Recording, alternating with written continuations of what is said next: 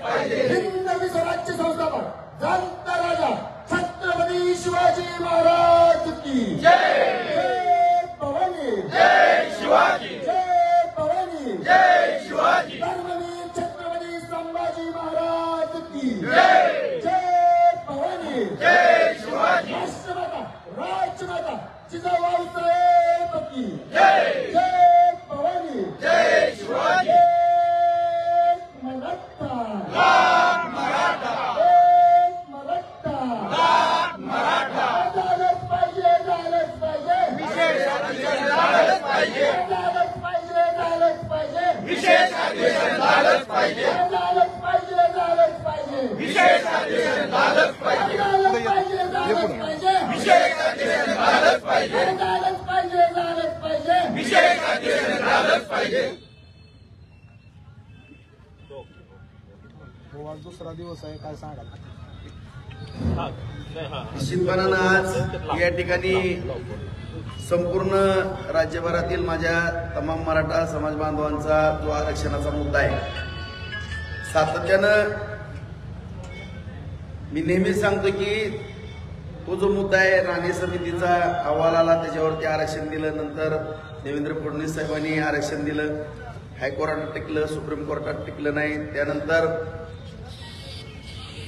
जे आंदोलन उभं राहिलं त्या आंदोलनाच्या माध्यमातून कुणबीच्या नोंदी समोर आल्या, शिंदे समितीची स्थापना झाली, त्यानंतर या ठिकाणी कुणबी मराठा एक आहे अशा पद्धतीची मागणी पुढे आली, त्यानंतर सगळे सोयरेची मागणी पुढे आली, सगळे सोयरेचा अधिसूचना निघाल्यानंतर मराठा कुणबी एकच आहे, ओबीसीतून आरक्षण द्या अशी मागणी पुढे आली, त्याचबरोबर सरकारनं पण एसीबीसीच्या माध्यमातून आरक्षण दिलं, ईडब्ल्यूएसचा विषय आला आणि आता मूळ मागणी जी आहे मूळ मागणी या ठिकाणी ओबीसी मधून मराठा समाज बांधवांना आरक्षण, आणि ह्या मागणीच्या बाबतीमध्ये जे सातत्यानं राजकारण केलं जातं, आज हैदराबाद गॅजेटचा विषय असेल, हे सातत्यानं राजकारण केलं जातं, हे कुठेतरी थांबलं पाहिजे आणि याला एकदा फुल स्टॉप मिळाला पाहिजे। म्हणून मी या ठिकाणी माननीय विधानसभा अध्यक्ष, माझा तो संविधानिक अधिकार आहे, त्या अधिकारामध्ये मी माननीय अध्यक्षांना या ठिकाणी पत्र लिहिलेलं आहे, सगळ्या राज्यातील पक्षांना, राष्ट्रीय पक्ष असतील किंवा राज्य लेवलचे पक्ष असतील, त्या सगळ्या पक्षाला पत्र लिहिलेलं आहे की एकदा दुधाचं दूध आणि पाण्याचं पाणी होऊ द्या, मराठा समाजाला ओबीसीतून आरक्षण द्यायचं का नाही या बाबतीमध्ये विशेष अधिवेशन बोलवावं आणि त्यामध्ये सगळ्याच आमदारांनी, सगळ्याच पक्षांनी आपापली भूमिका प्रामाणिकपणानं स्पष्ट करावी, द्यायचं असेल तर द्या म्हणून हात वर करा, नाही द्यायचं तर नाही म्हणून हात वर करा। काही मराठा समाज बांधवांमध्ये सुद्धा संभ्रम आहे, ओबीसीतून आरक्षण आम्हाला हवं आहे, काही मराठा समाज बांधव काही भागातला म्हणतो की आम्हाला उदाहरणार्थ कोकणपट्ट्यामध्ये किंवा काही भागामध्ये पश्चिम महाराष्ट्रामधले काही भाग असतील आम्हाला ओबीसी सोडून आरक्षण द्या, तोही संभ्रम आहे। ज्यांना ओबीसीतनं घ्यायचं ते ओबीसीतनं घेतील, ज्यांना एसीबीसीचं घ्यायचं ते एसीबीसी घेतील आणि सरकारला प्रतिज्ञापत्र सादर करतील की आम्हाला हे आरक्षण द्यायचं। आणि एकदा कुठंतरी या सगळ्याच बाबी याचा निर्णय कुठं होणार आहे, जे संविधानाने आपल्याला जे काही सांगितलेलं आहे, डॉक्टर बाबासाहेब आंबेडकरांच्या संविधानामध्ये जे काही घटनेमध्ये तरतुदी न्याय कुठं मागितला जातो, ठीक आहे, आंदोलन, उपोषण या सगळ्या बाबी आपल्या लोकशाहीनं आपल्याला दिलेले, परंतु याचा अंतिम निर्णय कुठं होतो, तो विधिमंडळामध्ये होतो, संसदेमध्ये होतो, कोर्टामध्ये होतो। परंतु काय झाले की तिथं मागणी मागायची सोडून सातत्यानं हा भिजत मुंगडं ठेवण्यापेक्षा किंवा हाच विषय सातत्यानं समोर आणून सगळ्या समाजाचा म्हणजे दुरुपयोग करणं किंवा राजकीय दृष्ट्या याच्याकडे पाहणं हे अत्यंत दुःखदायक घटना आहे। माझी लोकसभेच्या निवडणुका झालेल्या आहेत, आता 4.5 वर्षांना निवडणुका येणार आहेत, फक्त 25 ते 30 दिवस हातात राहिलेले आहेत मराठा समाज बांधवांचे। जो निर्णय घ्यायचा आणि दुधाचं दूध आणि पाण्याचं पाणी करायचं, कारण आता निवडणुका झाल्या विधानसभेच्या की 5 वर्षांना परत आपलं आंदोलन कुठलंही उभा राहणार नाही, काही नाही, जे ते मत घेणार आहेत प्रत्येक पक्ष, हा पक्ष आपल्या दिशेने जाईल, कोण सत्तेत जाईल कोण विरोधात जाईल हे ह्याच्या नावानं ठेवत्यान, त्या नावानं ठेवत्यान, आणि जे काय आंदोलन 1 वर्षामध्ये उभं राहिलेलं होतं त्या आंदोलनाला निश्चितपणानं तडा गेल्याशिवाय राहणार नाही. आणि ही मला भीती वाटते, काळजी वाटते. आणि जे काही दोन्ही समाजामध्ये तेढ निर्माण करून पाहतात राजकारणी मंडळी, की हा प्रश्न मिटूनच द्यायचा नाही आणि ज्या ठिकाणी आपण न्याय मिळतो तिथं मागायचाच नाही. आज या ठिकाणी विधिमंडळामध्ये न्याय मिळणार आहे किंवा संसदेमध्ये न्याय मिळणार आहे किंवा कोर्टामध्ये न्याय मिळणार आहे, ह्या ठिकाणची मागणी सोडून तिसरीच मागणी करणं हे अत्यंत चुकीचं होते. त्यामुळं माझी प्रामाणिकपणानं सर्व समाज बांधवांना नम्रतेची विनंती आहे की आपापल्या मतदारसंघातल्या सगळ्या आमदारांना तुम्ही घरी जावा, त्यांना भेटा, त्यांना नम्रपणे सांगा की बाबा काय मागणी आहे. आमच्या आमदारांनी तर धाडस केले, 288 आमदारांपैकी ओबीसींना आरक्षण दिलंच पाहिजे म्हणून त्यांनी भूमिका घेतलेली आहे. तुमच्या सगळ्यांच्याच भूमिका स्पष्ट करा. आता मी तर जी मागणी आहे इतरांची त्याप्रमाणे मी मागणी केलेली आहे. उलट त्यांनी सुद्धा काही जणांनी माझ्या आंदोलनाला सांगायला पाहिजे, पाठिंबा द्यायला पाहिजे. आमचा आमदार एकच 288 मधनं आमदार पुढे आलेला आहे. त्यांच्याच मागणीचं या ठिकाणी अनुकरण करून ओबीसींना आरक्षण द्या ही त्यांचीच मागणी. आणि ती मागणी घेऊन संविधानिक पदावरती मी असताना एक लोकशाहीच्या ह्याच्यातला एक लोकप्रतिनिधी म्हणून माझं जे आयुक्त मला वापरायचंय किंवा माझा जो अधिकार वापरायचा तो अधिकार मी वापरला. मी विधानसभेच्या अध्यक्षांना पत्र दिलेलं आहे आणि त्याच पद्धतीनं सगळ्याच आमदारांनी सगळ्या पक्षाने पत्र द्यावी अशा पद्धतीचं आंदोलन उभा करा. निश्चितपणाने या ठिकाणी सगळ्या आमदारांवरती जर प्रेशर पडलं, दबाव पडला आणि त्यांनी जर या ठिकाणी विधानसभेच्या अध्यक्षांना पत्र दिलं, विधानसभेच्या अध्यक्षांना अधिवेशन घ्यावंच लागणार आहे. आणि अधिवेशन घेतल्यानंतर दुधाचं दूध आणि पाणीचं पाणी होणारच आहे. अख्खं राज्य, अख्खा देश, जग बघणार आहे कुठल्या आमदारांनी कुणाच्या बाजूने मतदान दिलं. साधा सोपा विषय.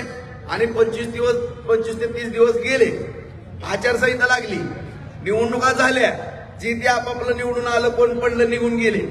परत कुणाकडे बघायचं आणि ह्या गोष्टीला जबाबदार कोण, ह्याचं मला ह्या प्रश्नाचं उत्तर माझ्यासारख्या मराठा चळवळीतल्या कार्यकर्त्याला पाहिजे. आमदार हा संविधानिक पदावरती आहे, माझा अधिकार अध्यक्षांना मागणी करण्याचा आहे तो मी केला.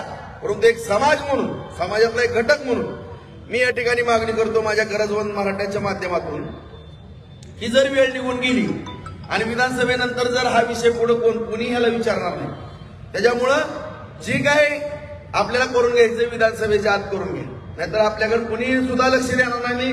तमाम आता कोण कुठं फसायला लागलंय किंवा कुठल्या ह्याच्यामध्ये राहायला लागलंय, न राहता कुठलंही ह्याच्यामध्ये आता उठवलं जातंय की आंदोलन भरकटलं जातंय का किंवा आंदोलन 2 होतात का. रे प्रत्येक तालुक्यामध्ये आंदोलन करा.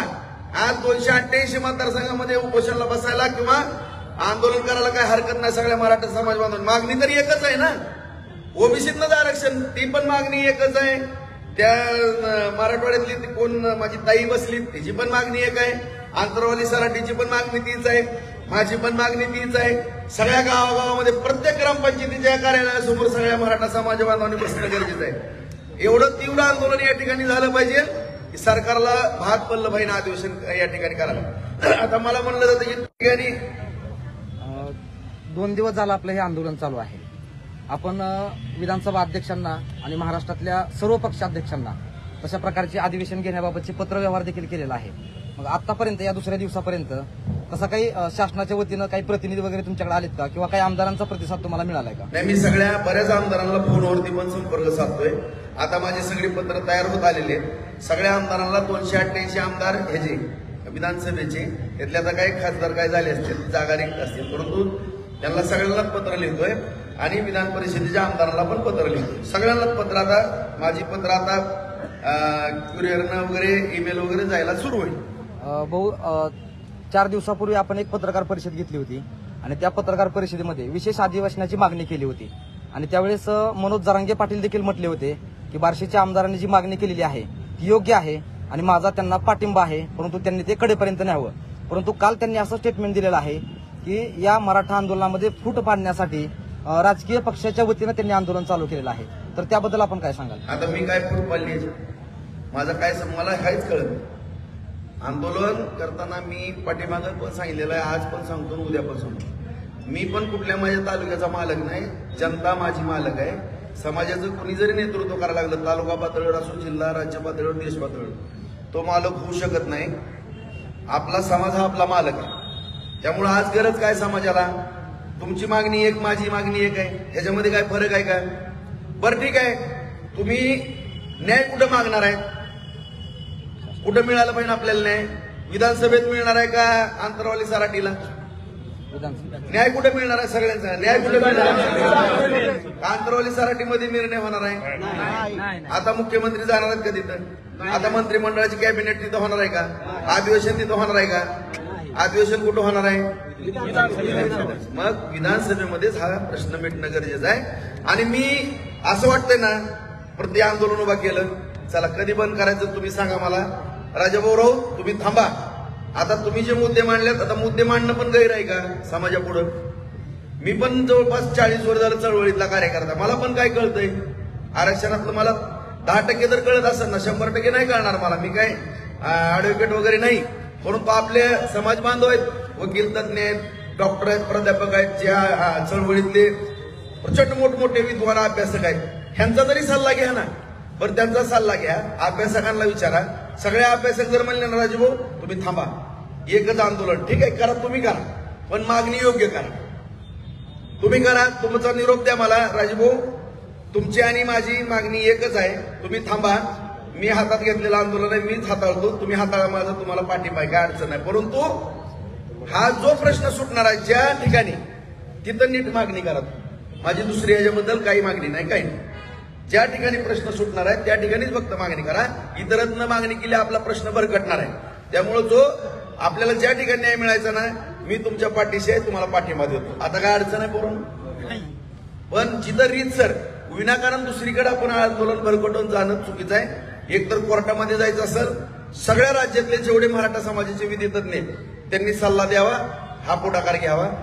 जे अभ्यासक आहेत त्यांनी माझ्यासारख्याला सल्ला द्यावा किंवा इतरांना सल्ला द्यावा आणि योग्य दिशेनं आंदोलन जावं, आंदोलने भरकटून, एवढीच माझी नम्रपणे विनंती. महाराष्ट्रातून वेगवेगळ्या भागातून अनेक मराठा समाजातून या आंदोलनाला पाठिंबा मिळतोय. त्याचबरोबर मराठा समाजातील वेगवेगळ्या संघटना आणि मराठा समाज सोडून इतर ज्या बहुजन समाजातील वेगवेगळे समाज आहेत त्यांचा देखील पाठिंबा मिळतोय. तर हा लढा त्यांच्या पाठिंब्यावरती आपण कायम चालू ठेवणार का? निश्चितपणानं, कारण या ठिकाणी छत्रपती शिवरायांनी घडवलेला महाराष्ट्र आहे, देश आहे. आणि या ठिकाणी महाराजांचे जे संस्कार आहेत आपल्यावरती, सगळ्यांना मिळून मिसळून या ठिकाणी काम करायचंय. कुठलीही जाती तेढ किंवा काही या ठिकाणी होणार नाही. आणि महाराष्ट्राचा मणिपूर होणे एवढीच भावना आहे. आणि त्यामुळंच सगळ्या समाजाची भावना आहे की जो हा न्याय लढा आहे तो ज्या ठिकाणी न्याय मिळणार आहे त्या ठिकाणी घेऊन जावा. असा आता कुठंतरी भरकटण्याचा प्रयत्न होऊन देऊ नका, एवढीच विनंती आहे, दुसरी काहीच नाही. आणि मला कोणावरती टीका करायची नाही, टिप्पणी करायची नाही. मी मोठा तू मोठा काहीच नाही, माझा याच्यात अहंकार नाही, काय सुद्धा नाही. फक्त मागणी एकच आहे आणि ती मागणी योग्य न्यायालयात जावी, एवढी माझी प्रामाणिक भावना. एक मराठा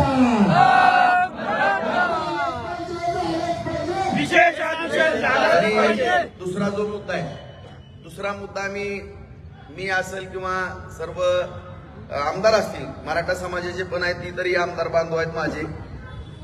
गेली 2 दिवस झालं सातत्यानं चर्चा आहे. जो मराठा समाज बांधवांच्या, गोरगरीब मराठा समाजाच्या, गरजवंत मराठा समाज बांधवांच्या मनामध्ये एक प्रश्न निर्माण झालेला की आम्ही शिक्षण घेत असताना आम्हाला फी लागते किंवा आम्हाला वसतिगृह राहण्याला नाही, तालुका लेवलला नाही, जिल्हा लेवलला नाही. त्या बाबतीमध्ये सुद्धा आम्ही सगळ्याच आमदारांनी या ठिकाणी आता आम्ही निर्णय घेतोय, लवकरात लवकर ह्याची बैठक सुद्धा मंत्रालय स्तरावरती लावण्याचा आमचा प्रयत्न आहे. आणि त्या बैठकीमध्ये या ठिकाणी आवर्जून सांगू इच्छितो, सगळ्याला आनंदाची बातमी ऍडव्हान्स देतो, कारण सोयाबीनची बातमी मीच ऍडव्हान्स दिली होती. काटे लागणार आहेत आणि 4892 रुपयाला सोयाबीन खरेदी केलं जाणार आहे, त्याचा निर्णय सरकारने घेतलेला आहे. आणखीनही निर्णय या ठिकाणी जाहीररित्या मी सरकारच्या वतीने सांगू इच्छितो की सर्व विद्यार्थी बंधू भगिनींबरोबर विद्यार्थिनीची फी माफ झालेली आहे. त्याच पद्धतीनं माझ्या सर्व मराठा समाजाच्या विद्यार्थ्यांची फी माफी झाली सरकार लवकरात लवकर ही मागणी जी लावून धरलेली आहे यामध्ये सरकारला आम्ही हा निर्णय घेण्याकरता भाग पाडतो आणि ह्याच्यावरती सरकार सुद्धा आमच्याबरोबर सकारात्मक चर्चा करते. माझी कमीत कमी एक 32-34 आमदारांबरोबर कालपासून सुद्धा चर्चा झाली आणि लवकरच ह्याच्या बाबतीमध्ये बैठक घेऊन या ठिकाणी तमाम सगळेच विद्यार्थी सर्वांनाच सारखा न्याय जिल्हा लेवलला वसतिगृह, मुलांचे मुलींचे, तालुका लेवलला मुलींचे वसतिगृह आणि सगळ्याच विद्यार्थ्यांना सगळ्याच शिक्षणामध्ये फी माफीचा निर्णय लवकरात लवकर होऊन